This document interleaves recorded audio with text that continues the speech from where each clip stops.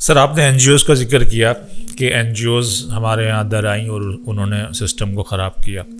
سر N G Os نے ایسا کیا کیا جس سے ہمارا سسٹم خراب ہو؟ ایک تو یہ آپ نے بتایا کہ چائلڈ لیبر ایکٹ کے اوپر کام کیا گیا. اس کے علاوہ جو این جی اوز دیگر کام کر رہی ہیں آج کل آپ دیکھ رہے ہیں، کھانا کھلایا جا رہا ہے، لوگوں کو راشن بانٹے جا رہے ہیں، اس کو آپ کس نظر سے دیکھتے ہیں؟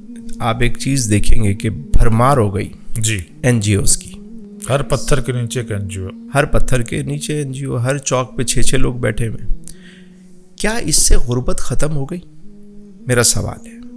اگر یہ طریقہ اتنا ہی سکسیسفل تھا جی تو غربت نیچے آتی. جی ہوا کیا، جو سرکاری کام تھے جی وہ بھی این جی اوز نے شروع کر دیے کرنا. ٹھیک ہے، بجائے اس کے کہ سرکار کو متحرک کرتے کہ جن کے پاس فنڈ بھی ہے، وسائل بھی ہے، لوگ بھی ہیں، افراد بھی ہیں. جیسے اسلام میں دیکھیے کہ بیت المال کا ایک نظام تھا. ہمارے یہاں بھی زکوٰۃ و عشر کا ایک محکمہ ہے. اگرچہ وہ اس طریقے سے کام نہیں کرتا جو کرنا چاہیے، لیکن محکمہ موجود ہے. اگر این جی اوز اسی محکمے کے ساتھ مل کر کوئی کام کرے، اسی کو فعال کر دے جی جو سرکار کے کام ہے، آپ نے سرکار کو اور اپاہج کر دیا. سر وہ یہ کہتے ہیں کہ اسلامی کام سرکار نہیں کر سکتی، اسلامی کام جو ہے وہ تو ہم ہی کریں گے. یہ کس نے کہا آپ سے؟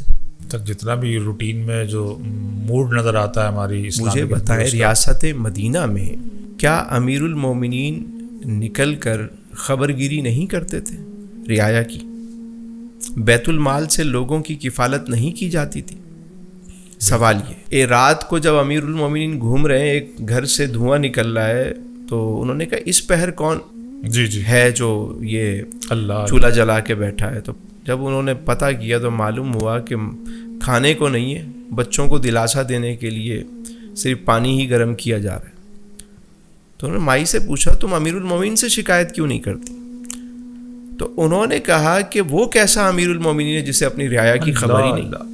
کام ریاست کے ہوتے ہیں رعایا کی خبر گیری کرنا. آپ کتنے لنگر خانے کھول لیں گے، کتنے لوگوں کو کھانا کھلا سکتے ہیں؟ ریاست اگر چاہے تو مہنگائی کم کر دے. اس سسٹم کو صحیح کرنے کے بجائے ہم دوسرے ٹریک پہ چل پڑے. تو کہتے ہیں ریاست کام نہیں کر رہی تو ہم کریں گے. نہیں کر رہی تو ریاست کو متحرک کریں نا بھائی. یعنی کہ ایسی موومنٹوں کو ریاست کو مجبور کریں. سسٹم ہے نا. آقا کریم علیہ السلام نے سب سے پہلے ریاست کو مضبوط کیا. مہاجرین آئے، لٹے پٹے قافلے جب پہنچے مدینہ منورہ تو انصار نے ان کو اپنے ہاں جگہ دی. مجھے بتائیے کہ صحابہ میں 2 طرح کے صحابہ تھے جی آنے والے مہاجرین. ایک وہ تھے کہ جنہوں نے بزنس کو جو جانتے تھے، انہوں نے کہا ہمیں بازار کا رستہ بتاؤ. جی ایک وہ تھے کہ جنہیں بزنس نہیں آتا تھا، تو انہوں نے کہا گیا کہ انہیں کاشتکاری پہ لگا دیا جائے. انصار نے کہا حضور ہم باغات میں سے بھی انہیں حصہ دے دیں. میرے آقا نے فرمایا نہ، سبحان اللہ، باغات میں حصہ نہ دو، سبحان اللہ، انہیں کاشتکاری پہ لگاؤ، اور جب فصل پک کے تیار ہو جائے تو اس میں سے ان کا حصہ انہیں دے دو. سبحان اللہ، سبحان اللہ. تاکہ ایک تو انہیں ہنر آ جائے، کام کرنا آ جائے، کام سیکھ جائیں، اسکل ان کے پاس آ جائے. دوسرا جو یہ محنت کریں اس کا صلہ انہیں ملے، فارغ نہ بیٹھیں. واہ. دوسرے صحابہ جو بازار میں تجارت جانتے تھے وہ بازار کی طرف چلے گئے. یہی ہوا کہ جب غزوہ خیبر ہوا تو تمام مہاجرین نے وہ تمام اشیاء جو انصار سے انہوں نے لی تھیں وہ سب واپس کر دی. سبحان، معاشرہ خوشحال ہو گیا. کیا بات ہے، کیسا خوددار معاشرہ تھا. یعنی ایک صحابی آئے کہا حضور گھر میں غربت ہے. وہ آقا کریم علیہ السلام جو ترغیب دیتے ہیں بانٹنے کی، جو حضور نے فرمایا تمہارے گھر میں کچھ ہے؟ کہا حضور ایک کمبل ہے اور ایک پیالہ ہے، لاؤ. لے آؤ. بولی لگائی گئی، 2 درہم میں بکا. 1 درہم دیا کہ اس سے اشیاء خرد و نوش لو، دوسرے سے کلہڑا لاؤ. علی بھائی کلہڑا آیا، سرکار دو عالم صلی اللہ علیہ وآلہ وسلم نے دستے مبارک سے اس میں دستہ ڈالا اور صحابی کو عطا فرمایا. جنگل میں جا کے لکڑیاں کاٹو، 15 دن بعد آنا. سوال نہ کرو. سوال نہ کرو. 15 دن بعد جب وہ آئے تو وہ غنی ہو چکے تھے, خوشحال ہو چکے. سبحان اللہ سبحان اللہ, کیا بات ہے. یعنی چاہتے تو میرے حضور فرماتے ان کی مدد کرو. کیا بات ہے ہمارے دین کی. سبحان اللہ. اس کا مطلب ہے کہ میرے حضور نے جو میسج دیا کہ لوگوں کی سیلف رسپیکٹ برقرار رہے, خودداری اور خودی کا جو فلسفہ ہے یہ اسلام سکھاتا ہے. اسلام مانگنے کو پسند نہیں کرتا. آج بھی آپ عرب چلے جائیں, ابھی بھی آپ عرب جائیں, میری چونکہ ٹریولنگ زیادہ ہوتی ہے تو مجھے ہر طرح کے ممالک میں دیکھتا ہوں, مشاہدہ کرتا ہوں, تو ایک عربی بھی بانٹ رہا ہو, ایک آپ بھی بانٹ رہے ہو عجمی, تو آپ جب اس عربی کو دیں گے وہ آپ سے نہیں لے گا. اچھا. ہاں, لیکن اگر آپ اس کو محبت پیار سے دے بھی دیں گے نا, وہ لے لے گا اور کسی کو دے دے گا. وہ خود بانٹنے کو پسند کرتا ہے, لینے کو پسند نہیں کرتا. ہاں کوئی تحفہ ہدیہ ہو وہ الگ بات ہے, لیکن آپ ویسے اگر کوئی چیز بانٹ رہے ہیں نہیں لے گا. وہ خودداری ہے. وہ بانٹنے کو پسند کرتا ہے. جب تک ہم بھی بانٹنے کو پسند کرتے تھے ہم دنیا میں خوشحال بھی تھے اور ایک عزت دار بھی تھے. آج یقین کریں یہاں سے نکل کے بھی دنیا میں اگر کوئی مانگ رہا ہوگا نا تو آپ ڈھونڈیں گے وہ پاکستانی ہوگا. جی سر, یہ تو ذاتی تجربہ رہا ہے. ابھی دبئی نے بینڈ لگایا بہت سارے شہروں پہ کہ یار یہ آ کے یہاں بھیک مانگتے ہیں. ہمیں حرم شریف میں جتنے بھکاری ملے پاکستانی تھے. افسوس. وجہ یہ ہے کہ یہ قومی مسئلہ بن گیا. مانگنا اس قوم کی ہیبٹ ہے. اب ہر بندہ چاہتا ہے کہ یار کسی مانگ تانگ کے اپنا کام چلاؤ. سر ہیبٹ تھی نہیں, جیسا کہ آپ نے بتایا بنا دی گئی. تو یہ habit European N G Os نے بنائی ہے یا ہماری جو اسلامک این جی اوز ہیں انہوں نے بنائی ہے یا محراب و منبر نے بنائی ہے یا پھر ہماری حکومتوں نے بنائی ہے؟ اس کا ذمہ دار کون ہے سر؟ میرا خیال ہے سارے ہی ہیں. تشخیص ہو تو پھر ہم آگے بڑھیں. سارے ہی ہیں. اس موضوع پہ نہ کوئی بات کرتا ہے, نہ کوئی اس موضوع کو ڈسکس کرتا ہے, نہ کوئی اسلام کا وہ چہرہ دکھانے کی کوشش کرتا ہے جو حقیقی چہرہ ہے. میرا ایک سوال ہے آپ سے, جی سر, سوچ سمجھ کے جواب دیجیے. دنیا میں سب سے زیادہ مسلمانوں کو اگر چندہ کرنے کا موقع ملے تو وہ کہاں پہ سب سے زیادہ چندہ ہو سکتا ہے؟ تو جس جگہ زیادہ مسلمان اکٹھے ہوتے ہوں گے. کس جگہ؟ وہ تو بیت اللہ شریف ہی ہے.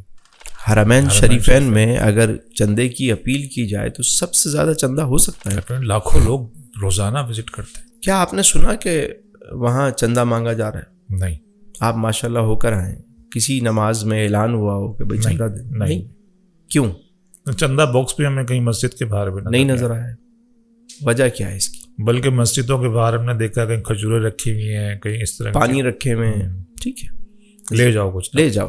آپ دبئی چلے جائیں, آپ کو نہیں کہیں ترغیب ملے گی. عمان چلے جائیں اور کئی جی سی سی میں چلے جائیں, آپ کو یہ مانگنے والا کلچر نظر نہیں آئے گا. وجہ کیا ہے اس کی؟ کیا وجہ ہے سر؟ دیکھیے حرم شریف کے سامنے نا جو کلاک ٹاور بنا ہوا ہے, جی, اس کلاک ٹاور کے اوپر ہی لکھا ہوا ہے, اس کے مین گیٹ پہ آپ دیکھیں گے لکھا ہوا ہے وقف فی الحرم. اس کلاک ٹاور میں کافی سارے 5 اسٹار 7 اسٹار ہوٹل ہیں اور بہت بڑا مال بھی ہے. اس میں مال بھی ہے. ان سب کی جو ارننگ آتی ہے حرم پہ خرچ ہو رہی. سرکاری سطح پہ تو سپورٹ جو بھی ہے, لیکن ایسی کئی چیزیں ہیں جس کی ارننگ جو ہے وہ حرم میں آتی ہے. مدینہ شریف میں آ جائیں. اب مدینہ شریف میں سب سے زیادہ چندہ ہو سکتا ہے, لیکن وہاں چندہ نہیں ہوتا. وہاں آپ دیکھیں گے حضرت عثمان بن عفان رضی اللہ تعالیٰ عنہ کے نام سے ایک ہوٹل آج بھی موجود ہے. اچھا, جس کا نام ہے فندق عثمان بن عفان. فندق عثمان بن عفان رضی اللہ تعالیٰ. یہ ہوٹل آج بھی موجود ہے.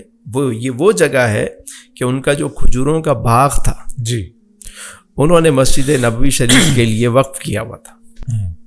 تو صدیاں گزر گئیں, آج وہاں پر ہوٹل تعمیر ہے اور اس ہوٹل کے جو پیسے ہیں, جو ارننگ آتی ہے وہ حرم پہ خرچ ہوتی ہے. اور اس طرح کی کئی عمارتیں وہاں پر ہیں, کئی انڈسٹریز ہیں کہ جس کے پیسے حرم میں آتے ہیں.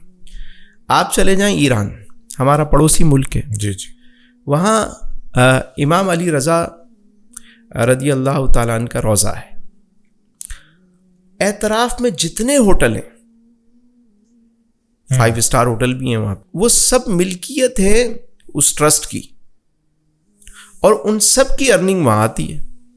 اچھا, یعنی اتنا فنڈ جمع ہوتا ہے, جیسے ہی فنڈ جمع ہو گیا انہوں نے کوئی اور پراپرٹی خرید لی, کوئی اور چیز خرید لی, اور اس کو وقف کر دیا روزے کے لیے. اس سے کیا ہوا, آپ کے ایسٹ بڑھتے چلے گئے, انکم بڑھتی چلی گئی, پیسہ جمع ہو گیا, پھر کوئی چیز خرید لی, اس کو وقف کر دیا آپ نے. جی, ہم ادارے تو بناتے ہیں لیکن سورس آف انکم جنریٹ نہیں کرتے. ایسا ہی ہے. اب کیا ہوا, ادارے بڑھتے جا رہے ہیں, سورس ہے نہیں, ایک ہی سورس ہے کہ ہم نے مانگنا ہے. اب خرچے بڑھتے جا رہے ہیں. ابھی کیا ہوا, جب کووڈ آیا تو سب سے زیادہ وہ ادارے متاثر ہوئے کہ جو چندہ بیس تھے, کیونکہ ہر چیز بند ہو گئی. اب کہاں سے کوئی انکم آئی, ادارے متاثر ہو گئے. لیکن یہ ایک میسج تھا بہت بڑا, ہم نے اس سے بھی سبق نہیں سیکھا. ٹھیک ہو گیا بھئی, آپ اتنے ادارے بنا رہے ہیں تو ساتھ میں کچھ سورس آف انکم تو ساتھ میں جوڑیں. کوئی شادی ہال کھول لیں, کوئی ہوٹل کھول دیں, کوئی انڈسٹری کے لیے جگہ لے کے اس کو رینٹل پہ کر دیں, آپ کو مطلب انکم آتی رہے. آپ کے خرچے بڑھتے جائیں گے تو رینٹ بھی بڑھتا چلا جائے گا. ٹھیک ہے, ہم یہ نہیں کرتے. سر وہ کہتے ہیں کہ وہ مطلب چندہ مانگنا جو ہے نا وہ اسلامی طریقہ یہی ہے. آقا کریم علیہ السلام کی پوری سیرہ مبارکہ میں کتنے مواقع پہ جو ہے وہ حضور نے یہ حکم فرمایا ہو. سر ایک کو تو آپ نے ذکر فرمایا تب, لیکن وہ اضطراری کیفیت ہے, جنگ تبوک. اس کے علاوہ آپ مجھے بتائیں, ہاں دور سے کوئی قبیلہ آیا, اس نے آ کر کوئی عرض کی اور اپنے حال بیان کیے تو ٹھیک ہے جن کی, لیکن انفرادی طور پہ کوئی آیا, جی, اپنی ریاست کا کوئی معاملہ ہوا, تو حضور نے ایسا شاندار انتظام فرمایا کہ اس میں مانگنے کی ضرورت نہ پڑے. اچھا, کیسے سر؟ میں نے آپ کو عرض کی نا, وہ جو صحابی آئے جنہوں نے آ کر عرض کی, تو حضور نے فرمایا کہ کلہاڑا خرید کے لاؤ تاکہ تم اپنے پاؤں پہ کھڑے ہو جاؤ. یعنی اسلام یہ پسند کرتا ہے کہ تم مچھلیاں لا لا کے نہ دو, اسے مچھلی پکڑنے کا طریقہ سکھاؤ. واہ واہ, اسلام یہ چاہتا ہے کہ لینے والا دینے والا بن جائے.